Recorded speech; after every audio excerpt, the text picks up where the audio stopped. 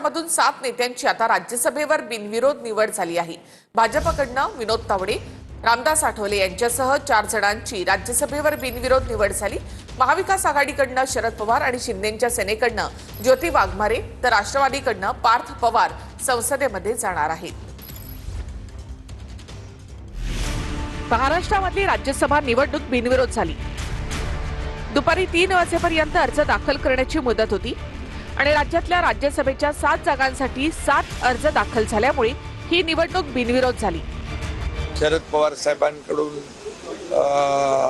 आलेली विनंती आणि एकंदरीत त्यांचं जे काही ज्येष्ठत्व जे आहे त्याचा सर्वांनीच विचार केला आणि सर्वांची भावना होती की ही निवडणूक बिनविरोध व्हावी। राज्यसभेच्या जागेसाठी भाजपकडनं विनोद तावडे, रामदास आठवले, रामराव वडकुते आणि माया इवनाते यांनी उमेदवारी अर्ज दाखल केले आहेत। मुख्यमंत्री फडणवीसांच्या उपस्थितीमध्ये चौघांनी उमेदवारी अर्ज दाखल केले। रामदास आठवले यांना सलग 3ऱ्यांदा राज्यसभेची संधी मिळाली आहे। पण पहिल्यांदा मला अशा पद्धतीची संधी मिळालेली आहे।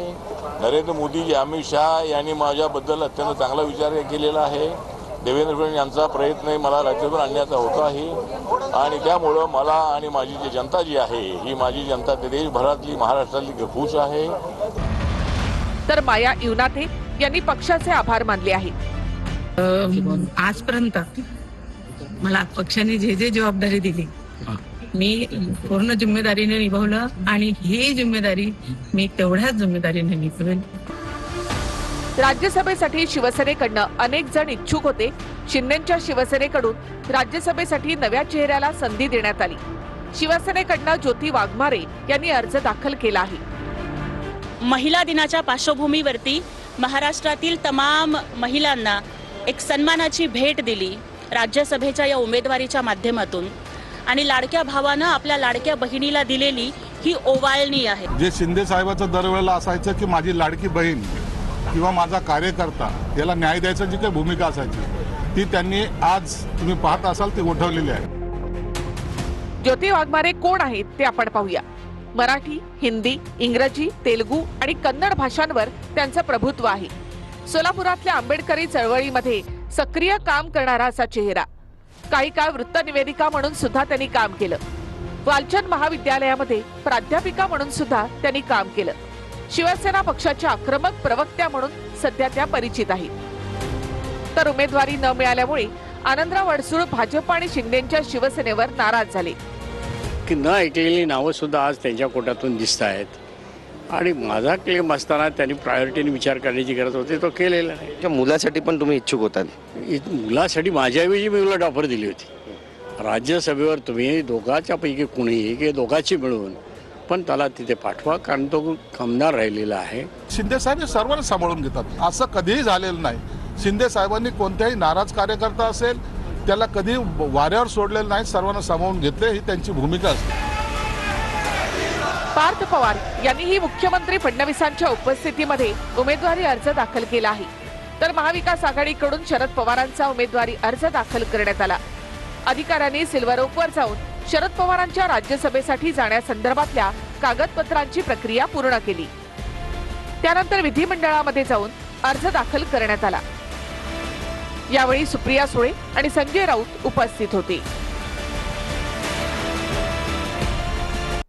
उपमुख्यमंत्री सुनेत्रा पवार आणि पार्थ पवार हे पंतप्रधान मोदींची भेट घेणार अशी माहिती सूत्रांकडून मिळते। विमान अपघातासंदर्भामध्ये योग्य तपास व्हावा अशी मागणी करणार असल्याची ही माहिती आहे। काही महत्त्वाचे लोक अजित पवारांच्या विरोधात होते अशी कुटुंबाची देखील भूमिका आहे अशी माहिती सूत्रांकडून मिळते। रोहित पवारांची भूमिका योग्य आहे, दादांच्या कुटुंबाचं हे मत आहे अशी माहिती सूत्रांकडून मिळत आहे। काल राष्ट्रवादीच्या 20 ते 25 आमदारांकडून सुनेत्रा पवारांची भेट घेण्यात आली आहे। तटकरेंच्या अनुपस्थितीमध्ये 20 ते 25 आमदारांनी सुनेत्रा पवारांची चर्चा केली आहे। अजित पवारांच्या विमान अपघातावरून आमदारांची देवगिरी बंगल्यावर सुनेत्रा पवारांची चर्चा झाली। सुनेत्रा पवार यांच्या समोर आमदारांकडून डीजीसीएच्या अहवालासंदर्भात शंका व्यक्त करण्यात आली आहे। बुधवारी रात्री 20 ते 25 आमदारांनी उपमुख्यमंत्री सुनेत्रा पवार यांची देवगिरी बंगल्यावर भेट घेतली। सुनील तटकरे यांच्या अनुपस्थितीत राष्ट्रवादीच्या 20 ते 25 आमदारांनी सुनेत्रा पवारांशी चर्चा केली।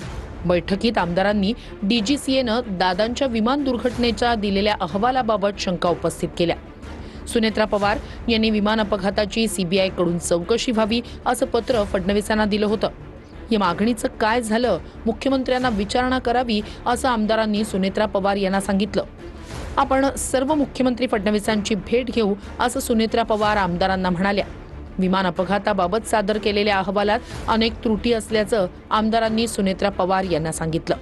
सुनेत्रा पवार यांनी दादांच्या अपघातानंतर मिळालेली चप्पल आणि घड्याळ आमदारांना दाखवलं। रशीद साहेब होते त्यावेळेला CBIची आम्ही चौकशीची मागणी केली होती। आज सगळे राष्ट्रवादी काँग्रेस पक्षाचे दोन्ही सभागृहाचे आमदार मुख्यमंत्री महोदयांना भेट देऊन जो प्राथमिक अहवाल आलेला आहे त्याबद्दलची नापसंती आणि पुढे लवकरात लवकर चौकशी सर्व बाजूने जे काही वेगवेगळ्या पद्धतीचं म्हणणं केलं जात आहे, व्यक्त केलं जात आहे, त्याच्यासहित परिपूर्णपैकी चौकशी त्या ठिकाणी लवकरात लवकर व्हावी अशी राष्ट्रवादी काँग्रेस पक्षाच्या आमदारांच्या मनातली भावना। या सगळ्या संशयाच्या भोवऱ्यामध्ये जसं इतर विरोधीतले किंवा महाराष्ट्रातले इतर पक्षाचेही लोक समजा संशय घेत असतील, आमच्याही पक्षातल्या सगळ्या आमदारांनी काल मागणी केली आणि आज मुख्यमंत्र्यांकडे त्याच्या संदर्भात जाणार आहोत। आज सगळे आमदार जाणार आहेत मुख्यमंत्र्यांकडे। आमचा तोच प्रयत्न आहे की मुख्यमंत्र्यांची वेळ मिळाली की राष्ट्रवादी काँग्रेस पक्षाचे सगळे आमदार मुख्यमंत्र्यांपर्यंत जातील, आपल्या भावना व्यक्त करतील आणि दादांची जी काही चौकशी चाललेली आहे तिला गती आली पाहिजे आणि पारदर्शी झाली पाहिजे, या दृष्टिकोनातून आमचा सुद्धा तेवढाच आग्रह असेल। PSR कंपनीचा मालक VK सिंगची 6 तासांपासून CID चौकशी सुरू आहे। पुण्यातील CID ऑफिसमध्ये चौकशी सुरू आहे। जय पवारांनी रोहित सिंगचा व्हिडिओ ट्विट केला होता। विमानामध्ये पायलटच्या बाजूच्या सीटवर रोहित सिंग झोपला होता। हा व्हिडिओ जय पवारांनी ट्विट केलेला आहे। आज पण आमची मागणी आहे की VSRचे फक्त लेअर जेट 4 नाही पण सगळे जे त्यांचे विमानं आहेत ते ग्राउंडेड झाले पाहिजेत।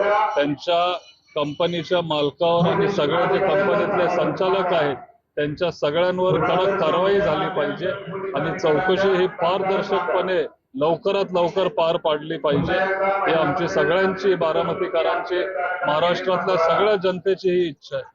दादावर प्रेम करणारे जी लोक आहेत ती महाराष्ट्रातली सगळीच अस्वस्थ आहेत आणि ती जी भावना आहे त्या म्हणजे तुम्ही जर सोशल मीडिया बघितला, लोकांना भेटला तर कुठेतरी अस्वस्थता आहे आणि सगळ्यांची एवढीच मागणी आहे की एक पारदर्शक इन्क्वायरी व्हावी ही मागणी आहे आणि त्याच्यात म्हणजे रोहितजी सातत्याने ती मागणी करतोय।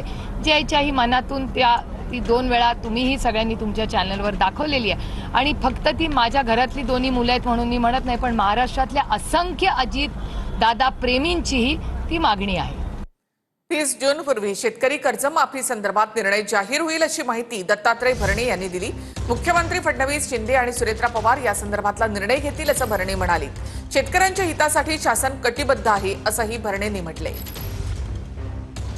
शेतकऱ्यांना कर्जमाफी ही कशी दिली पाहिजे, त्यामध्ये निकष काय असलं पाहिजे की जेणेकरून माझ्या महाराष्ट्रातील शेतकऱ्यांना त्याचा कसा फायदा जास्त होईल, हे निकष साधारणतः एप्रिल महिन्याच्या पहिल्या आठवड्यामध्ये त्यांना आम्ही ही दिलेलं आहे। शेतकऱ्यांचं सोसायटीचं वर्ष 30 जून असतं। 30 जून पूर्वी या राज्यातील माझ्या शेतकऱ्यांना कर्जमाफीच्या बाबतीमध्ये या राज्याचे मुख्यमंत्री आणि दोन्ही उपमुख्यमंत्री निर्णय घेतील, परंतु माझ्या शेतकऱ्यांना कर्जमाफी ही दिली जाईल हे मुख्यमंत्र्यांचं जे आश्वासन आहे निश्चित प्रकारे आपल्या सर्वांना सांगतो। 30 जून पूर्वी हे पूर्ण निश्चित प्रकारे केलं जाईल। PSR कंपनीचे मालक VK सिंग यांच्यावर प्रश्नांची सरबत्ती केली जाते। CID चौकशीमध्ये VK सिंग यांना अनेक प्रश्नांची विचारणा करण्यात आली आहे। विमान उड्डाण करण्यायोग्य होतं का असा प्रश्नही विचारण्यात आला। विमानाची तांत्रिक चाचणी केली होती का हाही प्रश्न विचारण्यात आला। ड्युटी चार्ट बद्दल सुद्धा माहिती आहे का या संदर्भात देखील विचारणा करण्यात आली।